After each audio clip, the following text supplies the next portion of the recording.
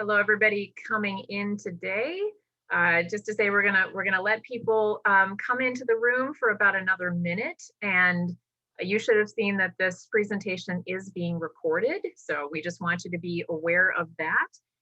We're gonna get started maybe 30 seconds as we let our group of attendees in. So make yourselves comfortable. Just as good Zoom etiquette, please make sure that you're muted. You are welcome to keep your camera on or turn it off. That is up to you, but we do request that you make sure that your sound is muted at this time. So I see that we are at 12 o'clock sharp, so I'm going to get started. Hello, everyone, and I'm Bonnie McDonald. I'm the president and CEO of Landmarks Illinois, and it is my pleasure to give you a very warm welcome to this educational seminar on how existing buildings can better perform to save the environment and to make them more comfortable for people who use them in a changing climate.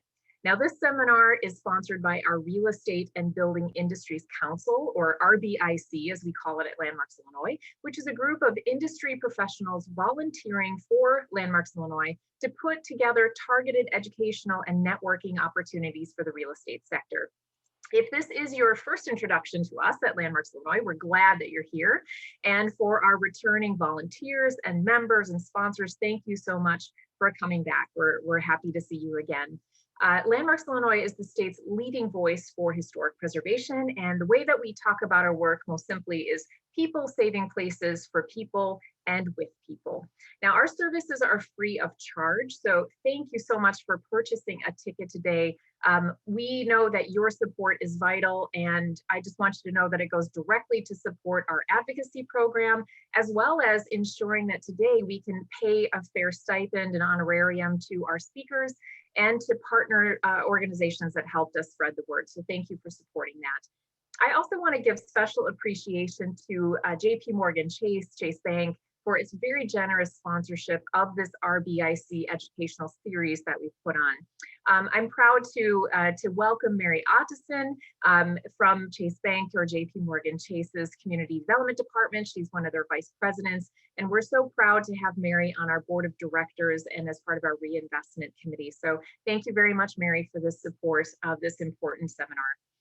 We're also grateful for the very steadfast and generous support of our annual corporate sponsors who support all facets of Landmarks Illinois operations through their annual leadership contributions.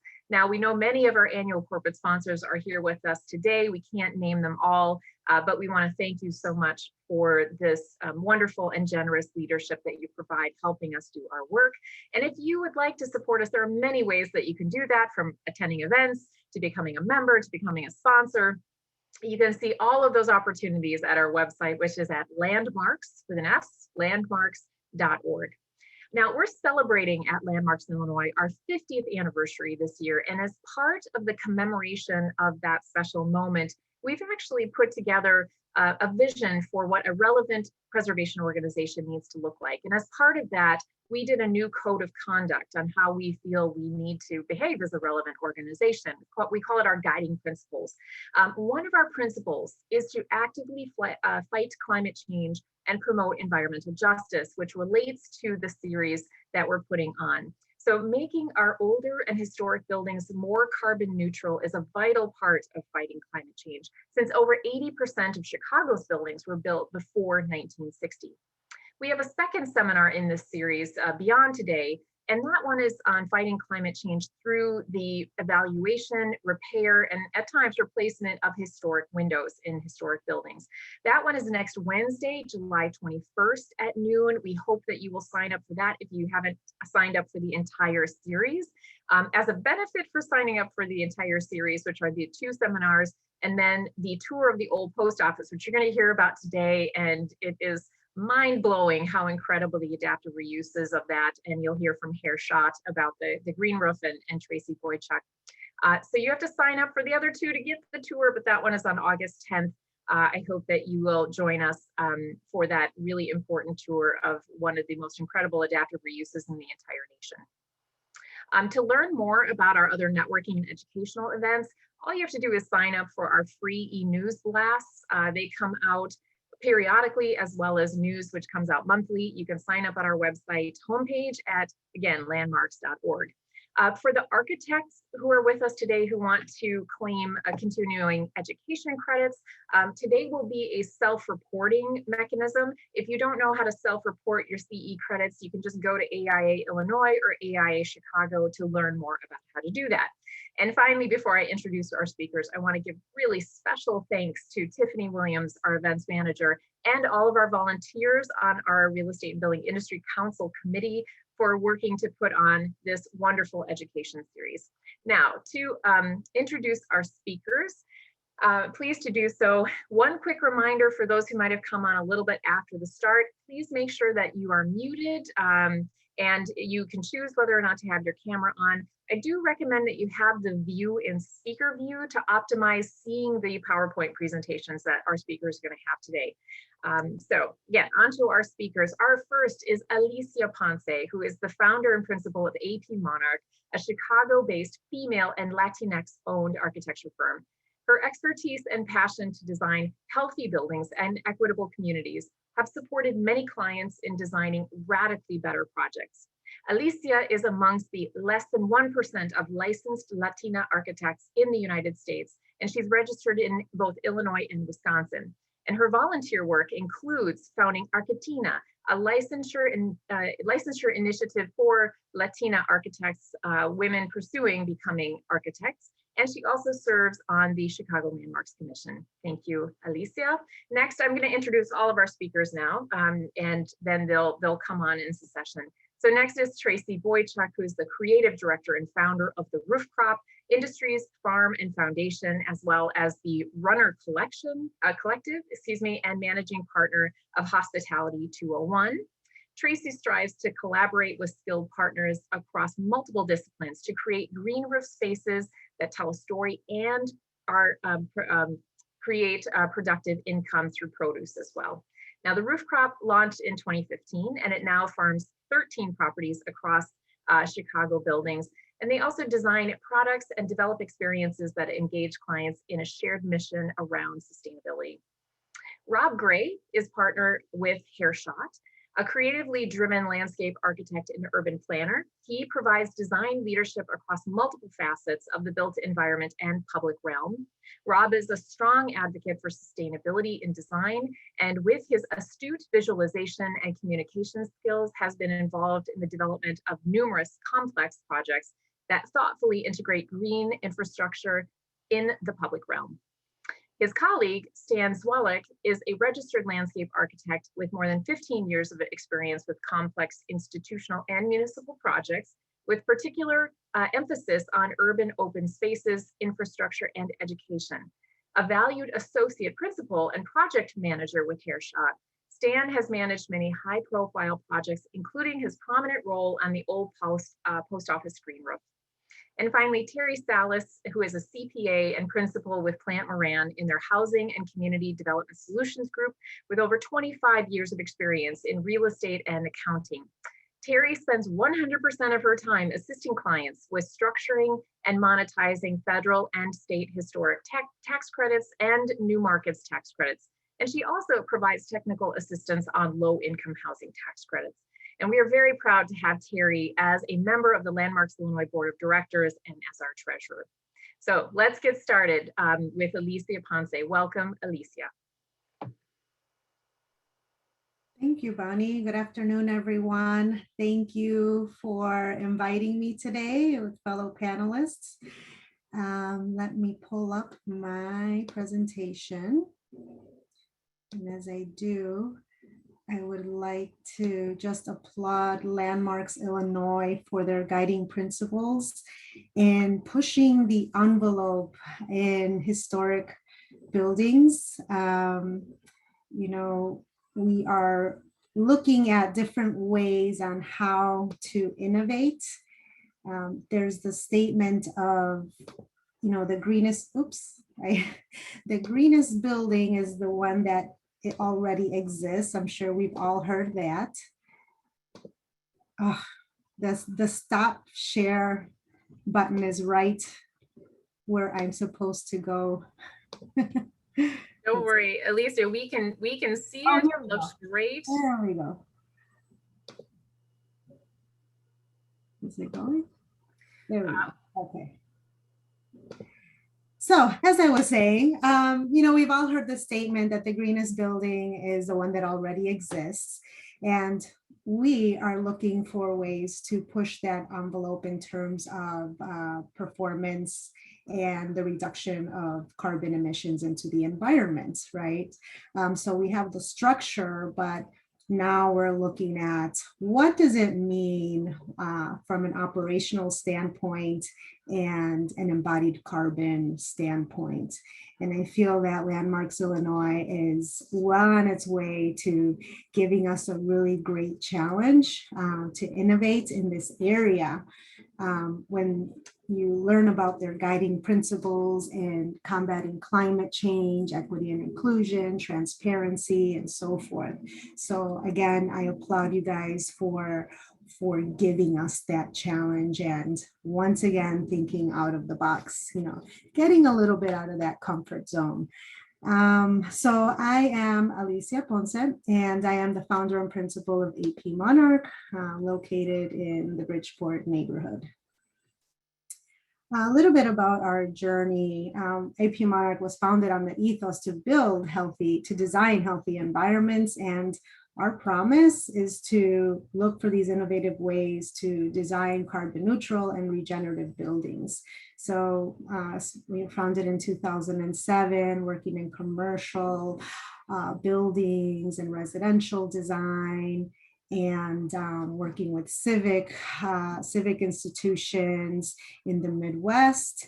And now we have started work in Latin America, getting more and more excited about pushing the envelope as we talk about reduction of carbon emissions. Our team, there are 5 of us who are architects, planners, and accredited sustainability professionals, and we are 100% bilingual, and we're growing. We are tight-knit. Our approach is to have fun, to listen, very collaborative, and we do like to have a little fun with what we do. We definitely enjoy being in this space. Some of our clients that we've served include in the nonprofit section and for-profit and public agencies. We worked in the healthcare, now in the civic institutions. We worked in education and commercial, and each one has their goal for green, right? Sustainability. So real quickly, where we are in Chicago and with buildings, buildings account for about 70% of carbon dioxide emissions, and which really gives us the opportunity to see how we can reduce those carbon emissions. And we are here in Chicago, we're very, very lucky to have a group of professionals that are committed and dedicated to reducing the carbon emissions, from architects, engineers, landscape architects, policymakers. We are in a very great city to create models that others will follow, and I'm very excited about that. Just to give you an idea of the Chicago Climate Action Plan was drafted several years back, but our 100-degree days per year in Chicago are drastically increasing, and we could sort of feel that already with the weather. But if we take these lower emission scenarios and strategies, we have that opportunity to reduce those 100-degree days. So here is a projection taken from the Chicago Climate Action Plan from where we are now, started in 2010, the study, and takes us to a projected look if we don't take action, as opposed as if we do, which we are. I was asked to present on the University of Chicago Keller Center, Harris School of Public Policy. So AP Monarch was the sustainability lead on this project, in which we earned the Living Building Challenge Materials Pedal and the LEED Platinum certification. And it also received the award, the AIA Code Top 10 Award. And this building, if you're not familiar with it, it prominently sits on the Midway Plaisance on the University of Chicago campus. The original structure was designed by Edward Durrell Stone in 1960. And here's a photo of that, of the original rendering, and some of the previous photos or previous conditions when it was designed. But the building today has retained and really celebrated Stone's signature design, the slender columns, projecting perforated canopy, and limestone facade with a decorative tracery. And the monumental cliff and its terrace landscape were really reimagined to better connect with adjacent academic facilities and really to be more engaging through the northwest corner was cut out, and I'll show you a photo of that, really to make it more inviting through landscape, look at stormwater solutions. But here's I just love these photos. And this is a true sustainable project in that we kept the exterior. What was added to the building was a rooftop, which you'll see in the next photo. The middle photo there is, so the original use was a hotel and gathering space for lecturers and events. And then later through its years, it was renovated into a dormitory. So kind of kept some of the spaces, though hotels were changed into dormitory rooms, and some of the event spaces were switched into other functions to better meet the dormitory. And you'll see the lobby here. The reason why I included the lobby, because then you'll see what it became later, if some of you are familiar with what it looks like now at the main entry. The sustainable strategies, some of them, because there were many, we obviously was the adaptive reuse, embodied carbon. Because we kept the original structure, the exterior structure, we calculated how much carbon emissions were not used in new as opposed to new construction.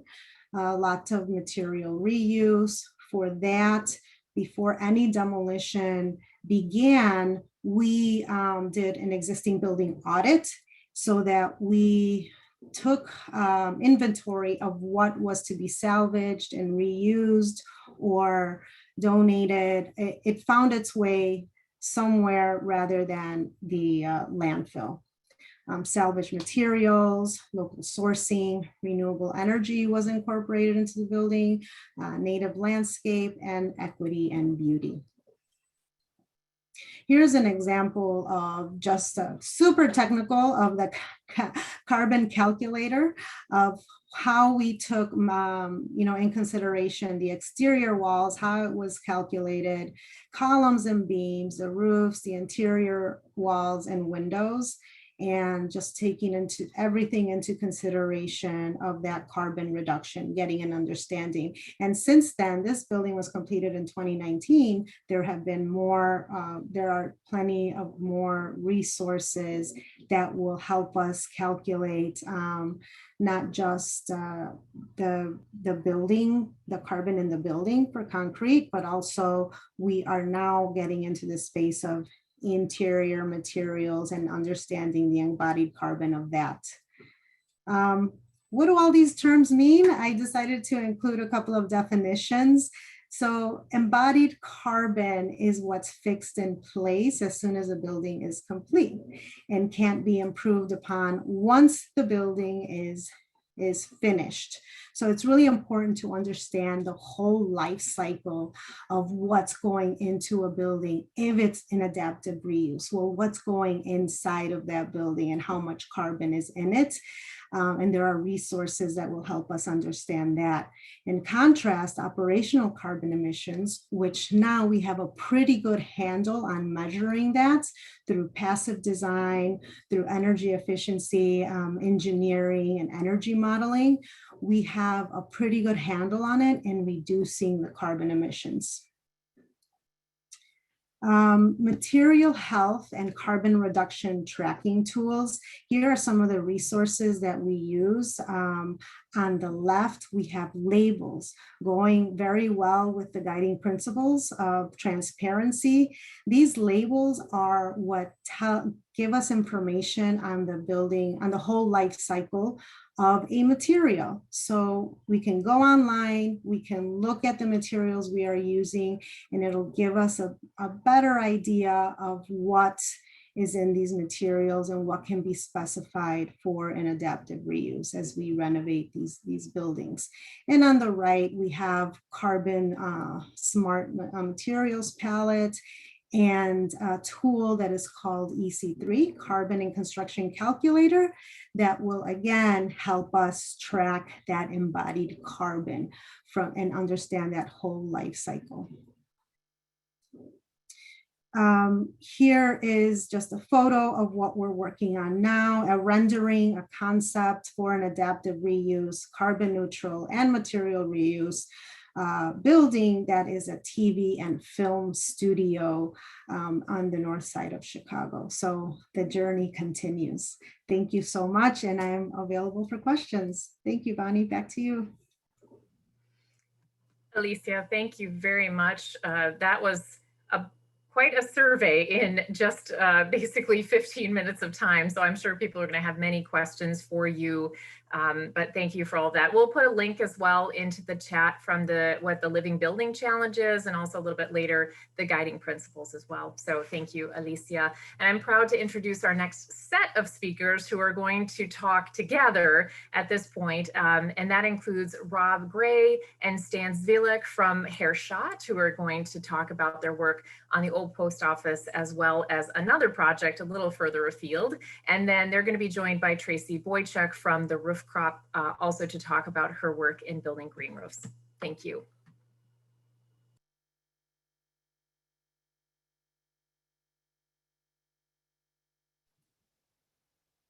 Rob, you're on mute. I apologize for that. I'm Rob Gray, a partner with Heerschot Landscape Architects here in Chicago and Kansas City. We're very excited to be here today to share this project with you guys. It's something we've been working on for almost 4 years now as a firm, and it's finally come to life and really been a transformative project for us as a practice. A little bit about us, Heerschot. We are a 60-person landscape architecture firm. Offices, we're based in Chicago. I lead our Kansas City studio, and we also have an office in Los Angeles. And our real passion is the design of gardens. And when we say gardens, we don't necessarily mean just backyard gardens or public gardens, but we really believe in the universality of gardens, that there's an opportunity for them to exist all around us, be it in a streetscape, a college campus, a corporate headquarters, or on top of a building, as we'll talk about today. So that's really the work that, the kind of idea that drives us as a practice. We do work across all typologies. About half our work is residential, but then in the commercial realm, we practice in all areas. What's really exciting to us and is reflective in this project is about half our commercial work right now is adaptive reuse of some sort, whether it's from just a single space all the way to the city scale. We're currently working with a developer in Washington, D.C. to basically retrofit an entire community to accommodate the new Amazon headquarters in Crystal City, Virginia. So that's really what really drives us about our work now. And again, the idea that the gardens have the capacity to bring joy and delight people is reflected in this project that we're going to talk about today at the old Chicago Post Office. So Alicia already beat me to the punch on this one, but it's again, the most sustainable building is the one that's already built. And, we talk about that a lot. We also talk about the idea that, living in cities is inherently sustainable. So as landscape architects, we're often tasked with making our cities more livable places to be, and, making delightful environments, making them more green, making them more comfortable. That act in itself is very sustainable because it has this domino effect in, impacting so many other aspects of what we're doing. So a little bit about the post office. It was built in 1921. It was Chicago's central postal distribution center up until the early 2000s when it was decommissioned, and it was vacant for many years. One thing that really struck us is the sheer size of this project. The building itself is 2.5 million square feet under roof. And that's a big number, but I did some conversion today and saw that equates to over 60 acres of floor area in one building. So the opportunity to reinvigorate a building with 60 acres of floor area is extremely exciting to us. We were engaged to design the rooftop for this, and the developer really saw the opportunity to create a rooftop garden as an amenity and a tool to help kind of spur on and drive the regeneration of this entire building. When we started the process, we looked at it, and again, you can kind of see the scale of this. It's massive within Chicago's urban fabric. It's basically 2 square blocks within the city, it's got great connections to transit. There's lots of residential around it, so and its proximity to the loop makes it a great building to be retrofitted. But one thing that we looked at as we started this process was the sheer kind of dearth of park space and green space around this building. So you can look at this map and see that within a 10-minute walk, there's very little green space for people. So we really saw the idea of using the rooftop as a public park for the tenants of the building as one of the things that was going to really sell this as an idea. So and also the sheer visibility of this project. There are a lot of people looking at it from above in Chicago, and so we have this 5-acre rooftop that really could serve as an iconic space for this, a place for the employees to gather and seek respite from the inside of the building, but also be a real branding piece for the project. In our design approach for it, again, we kind of started with these 4 tenets of design. Is one, that this was going to be an urban oasis for the thousands of employees who would eventually occupy this building. So we were creating an environment that was really lush and welcoming, inviting. Also the idea that it was sustainable. Of course, this is driving the rejuvenation and the kind of repositioning of the building, but we were also looking for opportunities to speak broader of that narrative and incorporate sustainable elements into the design of the rooftop. This was going to be the civic space for the post office. Again, it's a community within itself. So creating something that was welcoming and would bring people up there and provide different opportunities for passive and active recreation was one of our key drivers. And then that it was an all-season space. We didn't want this to be just something that people enjoyed during the summer. We wanted to kind of create all-season interest through planting and landscape and activation that would be something that people could come up here all year round. The other aspect that we really thought was important was the concept of biophilia and contact with nature. So we know that there are all these psychological benefits that people can have, and I think we've all discovered that over the past year during the pandemic, that contact with nature has an amazing capacity to calm and make space, make our lives more livable. And we've also found that we were doing some research, and that workers in office environments with these natural elements such as greenery and sunlight and outdoor spaces have higher levels of well-being, they're more productive, they're more creative. So we really were able to kind of, sell the developer on this idea that, creating this amazing, rooftop park was gonna make his project more successful. Then we went into the programming aspect of it. We looked at studies, and it was evident to us that most people just want to go up and have a place for relaxation and passive recreation. They weren't looking for things to be over-programmed or overactive. They were just looking to get out and have some quiet moments in nature outside and enjoy a break from their desks. So we went through a pretty significant programming exercise with the client and some tenants and the leasing agents to determine what program elements would be suitable up there. Again, we saw that a mix of passive uses was going to be more conducive to the space than active. We looked at seasonality. So how can all of these programs, activate the space for as long as we can? So we developed a mix of program activity that would give us more year-round activation in the calendar year in Chicago. The design was really informed by two things. One, the structural grid of the building. So we were constrained really by concentrating pathways and higher intensity uses within the existing structural framework of the building. But we're also alluding to the Art Deco characteristics of the building, and we drew some inspiration from Art Deco screens and patterning and things like that. So it's a highly geometrical pattern on top of the roof that is not only interesting to navigate through, but also forms a very strong graphic when viewed from above.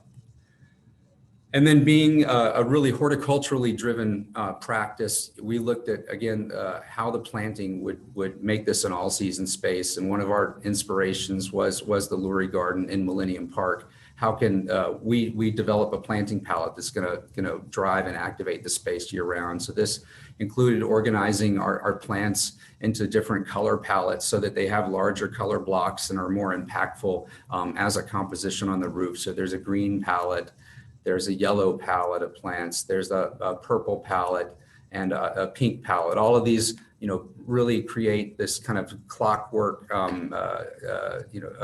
of bloom times that kind of activate the space throughout the season and provide interest year round.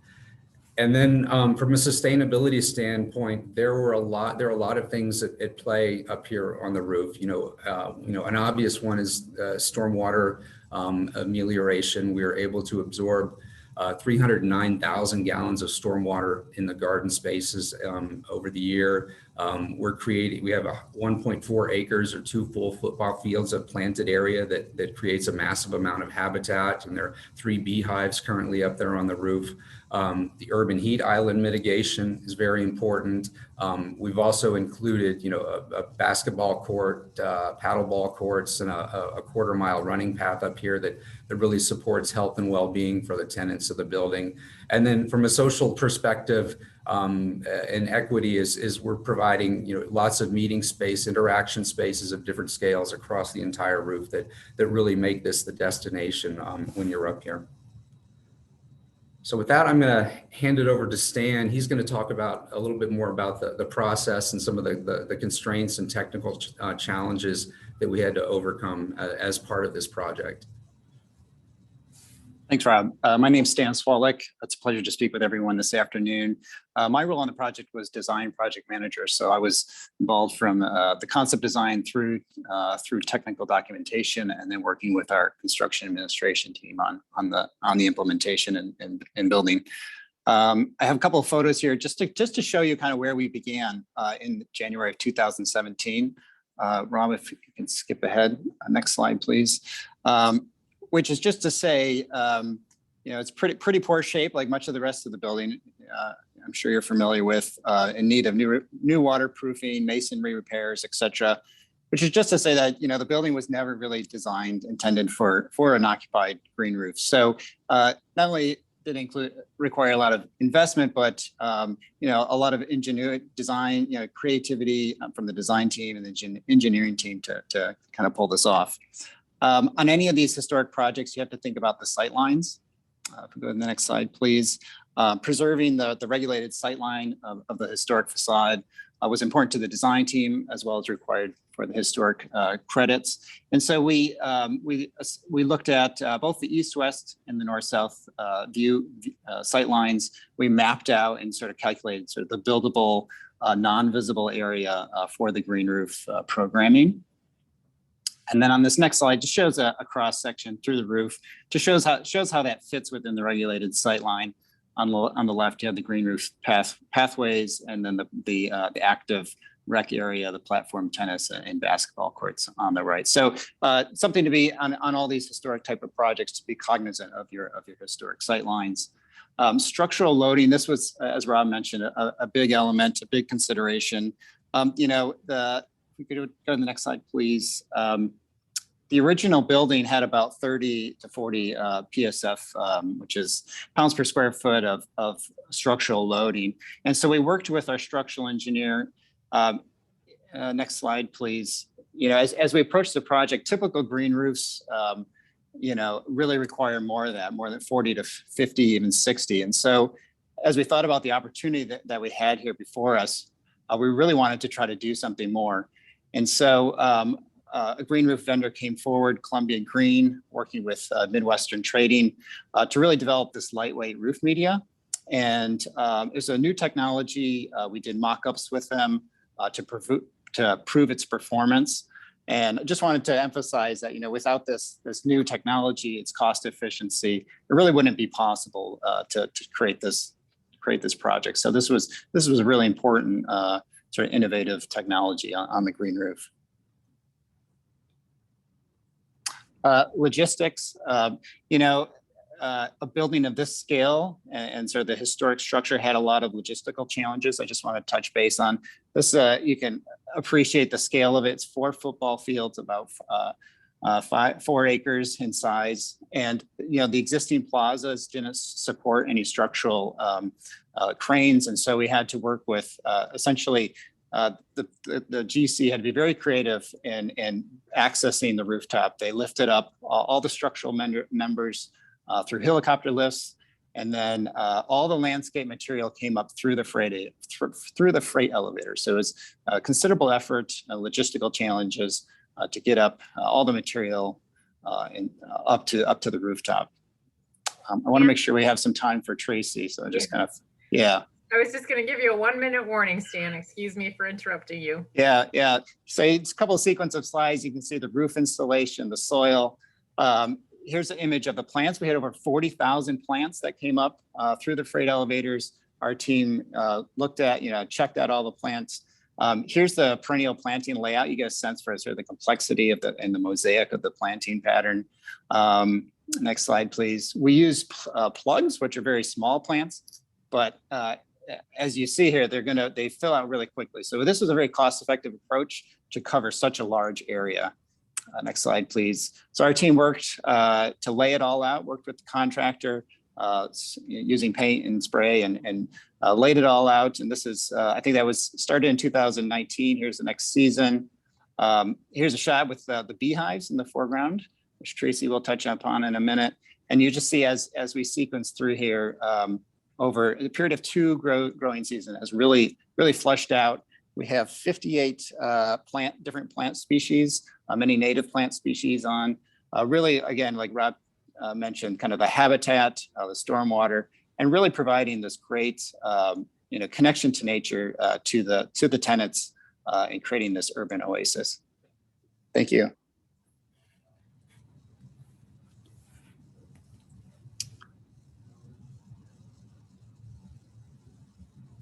So, yeah, thank you. I'm going to hand it over to. Yep, we're going to hand it over Sorry. to Tracy. No, that's okay, Tracy. I just wanted to let you know that you can feel free to go ahead. All right, I just hit share. Give me a minute. Hello, everybody. Basically, the great news about everything that Stan and Rob said is it applies on a smaller scale as well. And I think that's what I wanted to talk about today and touch on it really briefly. But the same logistics that they went through for that 5-acre project, we went through and go through similar projects with smaller. Our headquarters, we planted in 2015, similar condition. It was a 1928 warehouse. Had to take off even some sun roofs, that kind of thing. Again, terrible condition. It had probably, was supposed to be no more than a 20 pound per square foot payload, but we pulled off 60 pounds of old roofing. So kind of amazing it was still standing.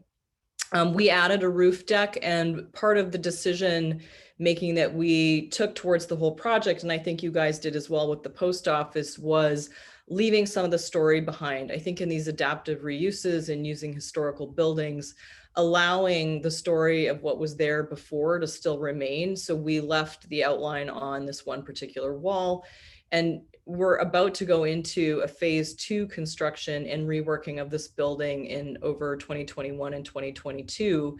And we'll use the same kind of approach and keep, again, when we change things, kind of keep an outline of what was there in the past. Typical roofing material that you're all familiar with, a Tyvek roof. I wanted to touch briefly on structure as well. We used a really lightweight system that's developed by a company called Omni Ecosystems. Part of this roof in particular, you can see we didn't even have to reinforce it with steel. We simply sistered the joists, and we're at about, I want to say 25 pounds per square foot or less on that one particular roof. It's 4 inches deep, and then there's 2 other roofs that are 8 inches deep and are at 35 pounds per square foot. The Omni system is unique in that capacity.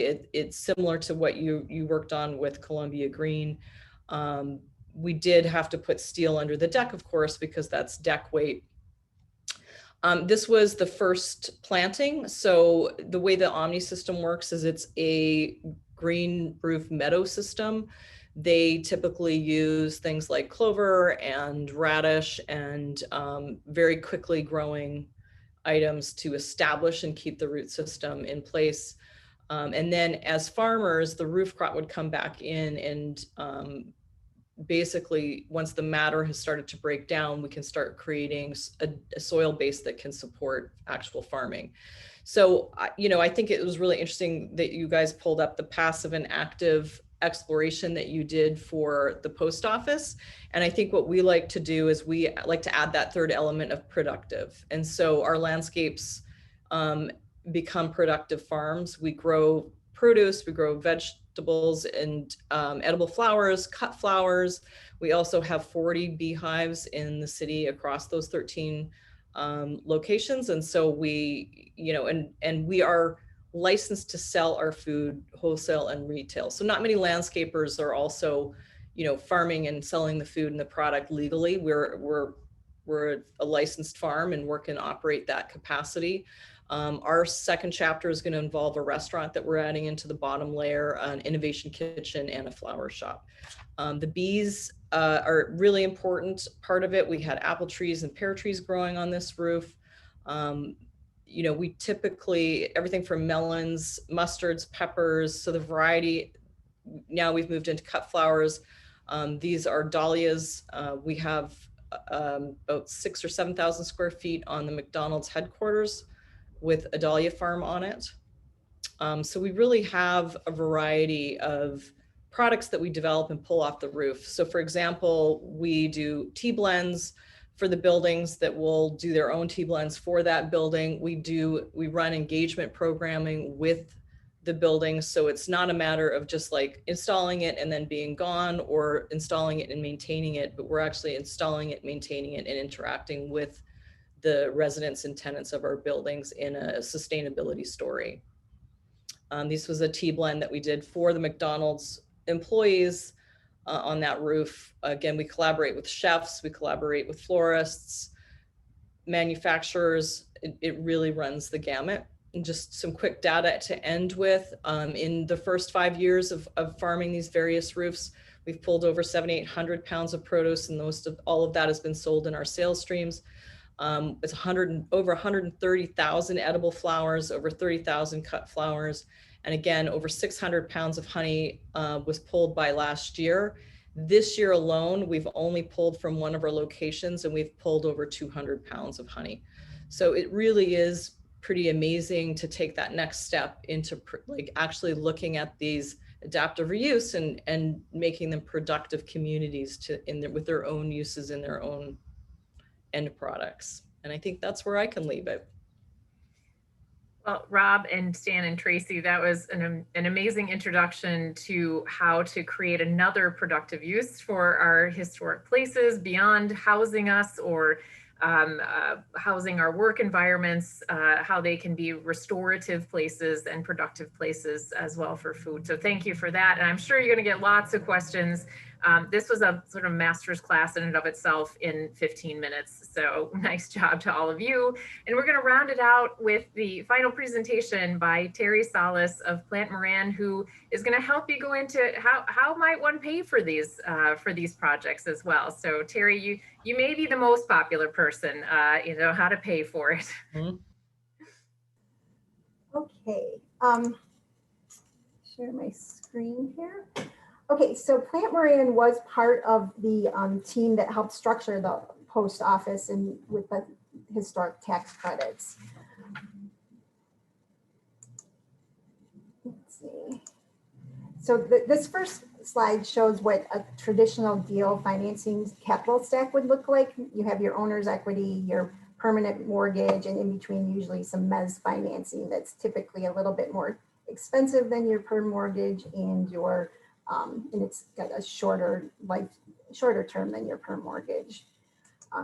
Restoring historic buildings tends to be more expensive than your ground up construction. So tax incentives are a good layer to put in your capital stack to help finance the project and make it more feasible. So for historic buildings, there's a federal historic tax credit that's a 20% credit on the qualified expenditures for your certified historic structure. It's a tax credit, not a tax deduction. So tax credits are more valuable than a deduction because it's a dollar for dollar reduction in your federal income taxes. The preservation aspect of the program is jointly administered by the National Park Service, and every state has a state historic preservation office or the SHPO, so they work together to do the preservation aspect. The tax aspect is administered by the Internal Revenue Service. The historic tax credit is one of the most effective federal programs to promote urban and rural revitalization and encourage investment in rehabilitation of these buildings. It's a three-part process to get the historic tax credits. The first part is evaluating your significance of the building. If your historic building is not already on the National Registry of Historic Places, you have to do a Part 1 application to get it on the registry. Part 2 is the process of describing what your rehab is going to be. What things are you going to do to the building? This is usually a back and forth with the SHPO. There are certain things the SHPO is not going to allow you to do to your building because they want to maintain the historic characteristics of that building. And then the third and final part is the Part 3, which is when the SHPO will come back when your construction is completed and certify that you did what you said you were going to do. And that's the part that'll go on the tax return. So in order to qualify for the historic tax credits, you have to meet 4 tests. The first one is it has to be a certified historic structure. And the structure is defined as a building that's on the National Registry or is a contributing factor to a historic district. The second test is the project must be income producing. So for the federal credit, you cannot get a federal credit on your personal residence or a historic statue or historic bridge or something like that that's not income producing. Then you also have to do a substantial rehab to the building, and we'll talk about what that means in a second. And then lastly, you have to meet the Secretary standards for rehabilitation. So a substantial rehab is basically you have to do qualified expenditures greater than what you paid for the building. There is a minimum threshold of $5,000 if your building was free or donated to you. So basically the intention is not just putting on a fresh coat of paint and saying that's a rehab. It does have to be substantial.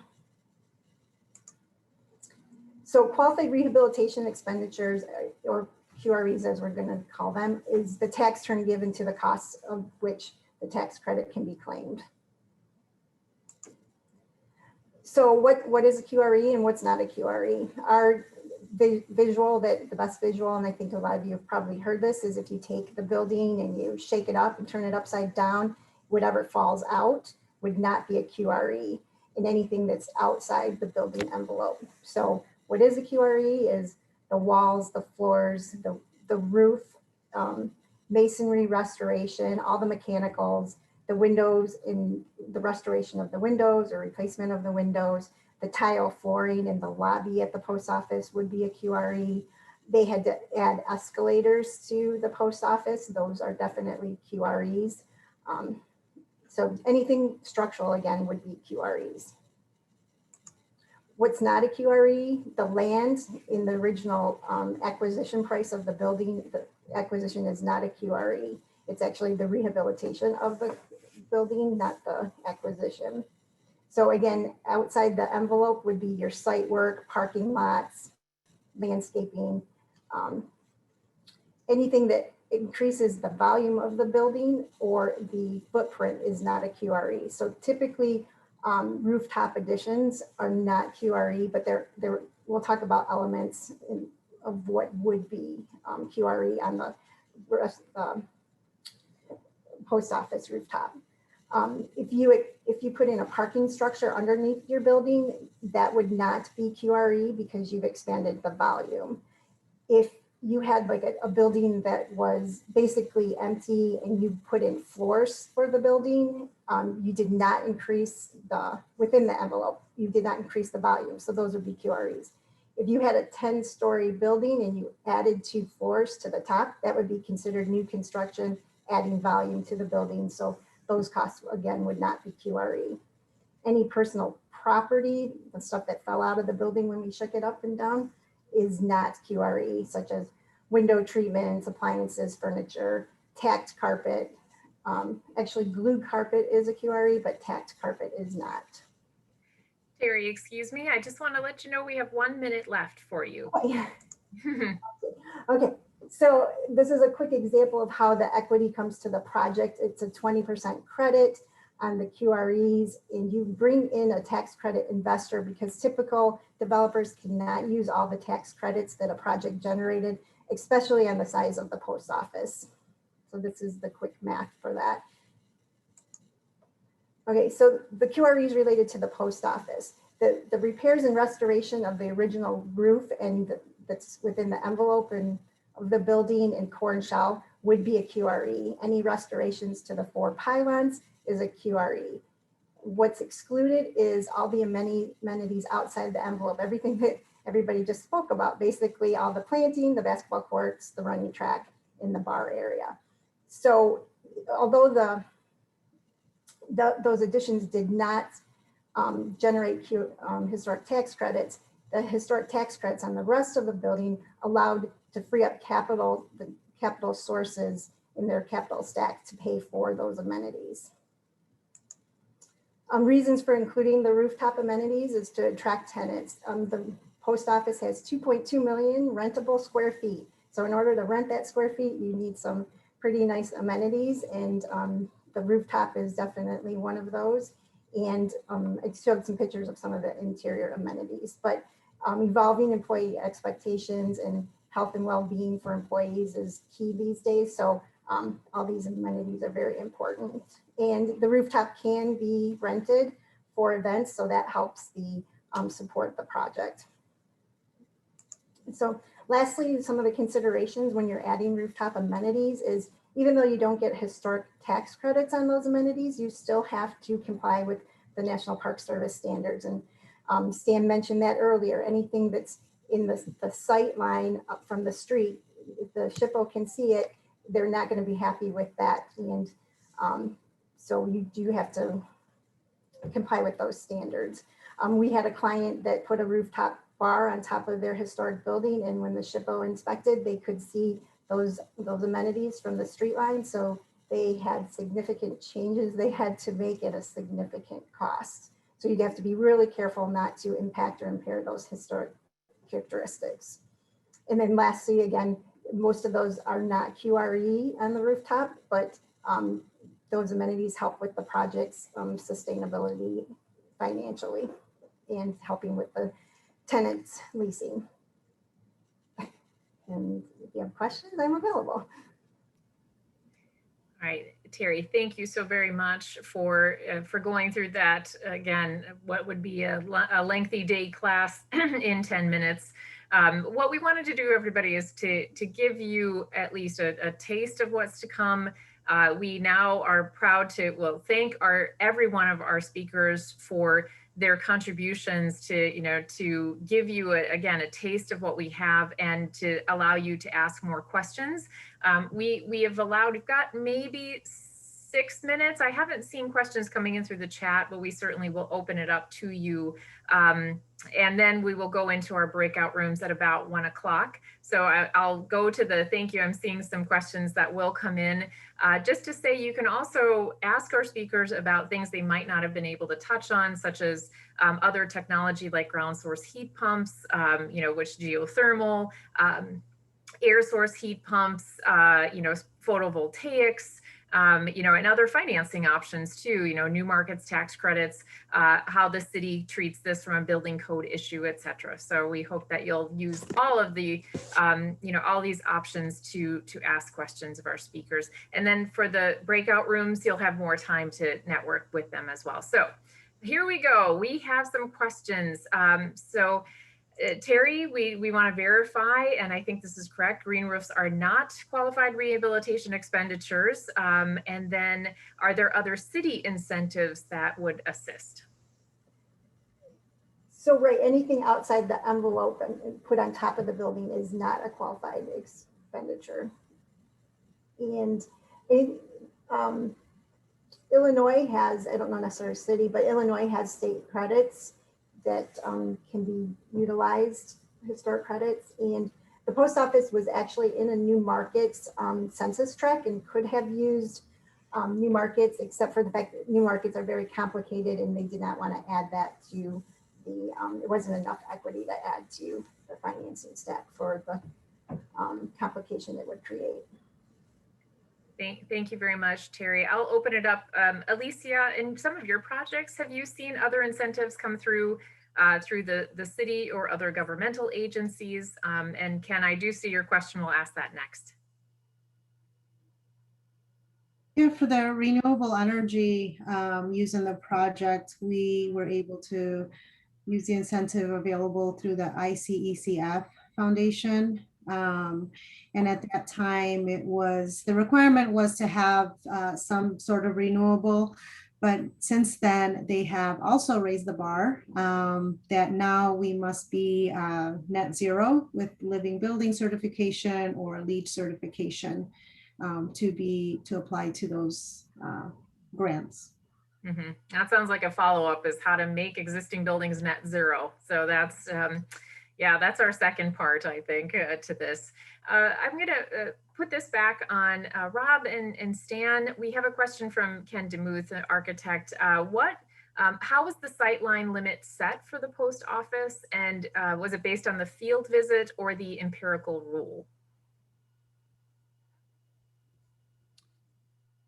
Sure, Rob, I don't know if you want to jump in, but I believe that we received the Sightline Study from Gensler, the architect, and I believe it was set on the field visit. It included a number of vantage points along the highway from setback at different distances from the building. And so we use that for guidance on the sight lines. Rob, did you want to add anything? Yeah, no, well, I did want to add a little to the previous question that the city of Chicago does give FAR bonuses to buildings that have over 50% green roof coverage. So, great. Rob, do you know if any building would qualify for that, such as a small commercial building, for example? Wait, say that again. So would a small building qualify for that as well? Thinking of some of our small commercial building owners. I believe so. I don't know that there's a size stipulation for the building. It's basically if you cover 50% of the roof area with vegetated surface, it does qualify. So. Yeah, I understood. I think ours would have qualified. We just weren't activating that aspect of it. And just to tag on that too, it's not an incentive or an economic incentive per se, but again, if you're using the green roofs productively and creating income, you can start to calculate a per square footage, yield potential or cost effectiveness. Mm-hmm. Tracy, thanks. And I know as part of your presentation, you talked about the need to assess the load capacity of your existing building. So if anybody wants to talk with Tracy about that, go into her breakout room as well. So we have Alicia, we have a question for you. I'm not sure if you've read it in the chat yet, from Carolyn Isaacson. Thank you, Carolyn. So Alicia, you mentioned the carbon calculator, and she's curious if you've utilized this as a service on a project where LEED or Living Building Challenge benchmarks aren't within the scope or budget. Yeah, absolutely. Even not just a carbon calculation, but any sustainable strategies. If a project is not pursuing a building certification, we can still apply the strategies as much as we can. Excellent. And there's so much more to the calculators, as Alicia said. So you can feel free to talk with her in the breakout rooms. We have reached 1 o'clock and I don't see any other questions popping in. So this is a great time for us to move over to our breakout rooms, so that again, if you have more specific questions that you want to ask, you'll have time to do that. We have a half an hour built in today. And I just want to say thank you so much to Terry Salas. She needs to sign off, but she is going to have her colleague Tim Friends, actually a former board member of Landmarks Illinois, answer questions on behalf of Plant Moran and the financial structuring in her place. So thanks, Tiffany. We brought up, Tiffany was just bringing up the breakout rooms so that you can see what they are. We have 3. Again, our first one is Alicia Ponce, and she's going to be joined by architect and our RBIC volunteer, Ken DeMuth from Papa George Hames Partners, and then I'll be there as well to assist. We have in room 2, as you see, Tracy Boychuk, Rob Gray, and Stan Zvilik to answer questions about the old post office. They also didn't even have time to mention their other old post office project in Houston, so they have more to talk about. And they'll be joined by our Director of Grants and Easements, Suzanne German, Joshua Friedland with Boleen Andrews Masonry Restoration, former board member, and then Krista Weir, who's an RBIC volunteer, and she is with Hartshorn Plunkard, an architect with Hartshorn Plunkard. The third, Tim Friends, who's a CPA from Plant Moran, also works on structuring, and he's going to be joined by Frank Butterfield, Landmarks Illinois Chief Operating Officer, and John Kramer from McCrosty Historic Advisors, who's a historical consultant. So you can select your breakout room. It's totally up to you, and in fact, you can move between them. So the way you select them is you'll see them pop up, a dialog box with 3 rooms. You can click on the one that you want to go to, hover your mouse over that breakout room that you wish, and you just click join. You can also move room to room if you'd like to. You're networking with other people, and you can do that by clicking leave room, and you can return to the main session and choose a different room, just to let you know. At 1:30, we're going to close the breakout rooms, and just to tell you, that'll be the end of the seminar today. So you can just leave after that. So I'm going to take this opportunity again to thank our wonderful speakers for living up to this incredible challenge of talking for 10 minutes about something that would take 10 hours and giving us a wonderful taste of this. And also to all of you for participating in this conversation, as Alicia so greatly said, about the future of preservation, the future of adaptive reuse work, and how we can all work together to ensure our buildings are part of a climate change solution. So enjoy the networking, and hopefully we'll see you next week at the next seminar as well. So Tiffany, go ahead and launch the breakout rooms.